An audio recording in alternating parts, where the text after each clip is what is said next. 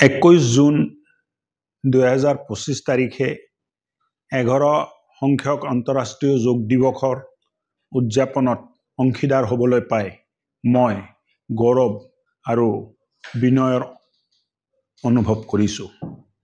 যোগ কেৱল এটা অনুশীলনে নহয়, এই হৈছে আমাৰ মন, শৰীৰ আৰু আত্মাক একত্ৰিত কৰিব পৰা এক জীৱনশৈলী।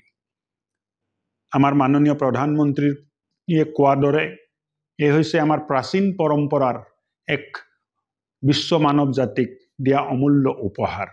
মাননীয় অসমৰ মুখ্যমন্ত্ৰীৰ নেতৃত্বত আৰু দূৰদৰ্শী প্ৰয়াসত আজি সঁচা অৰ্থত যোগ এক জন আন্দোলনত ৰূপান্তৰিত হৈছে। আমি ৰাষ্ট্ৰীয় আয়ুষ অভিযানৰ অন্তৰ্গত সজাগতা অভিযান আৰু 4,000ৰো অধিক যোগ শিবিৰৰ জৰিয়তে প্ৰায় 2 লাখ মানুহৰ কাষ চাপিবলৈ পাৰিছোঁ। এইবাৰ আমি কেন্দ্ৰীয়ভাৱে বাক্সা জিলাৰ এই যোগ দিৱসটো উদযাপন হৈ আছে।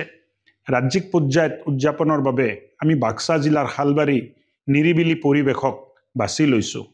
আজি যোগে বিশ্ব দৰবাৰত এক মান আৰু সন্মান পাইছে। ভাৰতৰ প্ৰাচীন পৰম্পৰাৰ এই অমূল্য উপহাৰক আমি আমাৰ জীৱনতো কেনেকৈ অংগীকাৰ কৰিব পাৰোঁ তাৰ বাবে আমি চিন্তা কৰিব লাগিব। লগতে যোগক অকল একদিনৰ বাবে নহয়, বছৰত 365 দিন আমি যোগৰ জৰিয়তে কেনেকৈ স্বাস্থ্যৱান হৈ থাকোঁ তাৰ চিন্তা কৰিব লাগিব। আমি নিজেও স্বাস্থ্যৱান হ'ব লাগিব। আমি নিজে স্বাস্থ্যৱান হ'লে পৰিয়ালকো স্বাস্থ্যৱান কৰাৰ চেষ্টা কৰিব লাগিব। আৰু যেতিয়া ব্যক্তি পৰিয়াল স্বাস্থ্যৱান হ'ব, সমাজখনো স্বাস্থ্যৱান হ'ব। আৰু যোগৰ জৰিয়তে এক স্বাস্থ্যৱান সমাজ, এক স্বাস্থ্যৱান অসম গঢ়াৰ সংকল্প আজি আন্তঃৰাষ্ট্ৰীয় যোগা দিৱসৰ দিনা আমি সকলোৱে ল'ম। এইটোৱে মোৰ সংকল্প। আৰু লগতে আন্তঃৰাষ্ট্ৰীয় যোগা দিৱসৰ বহু শুভকামনা মই আপোনালোকলৈ আগবঢ়াইছোঁ।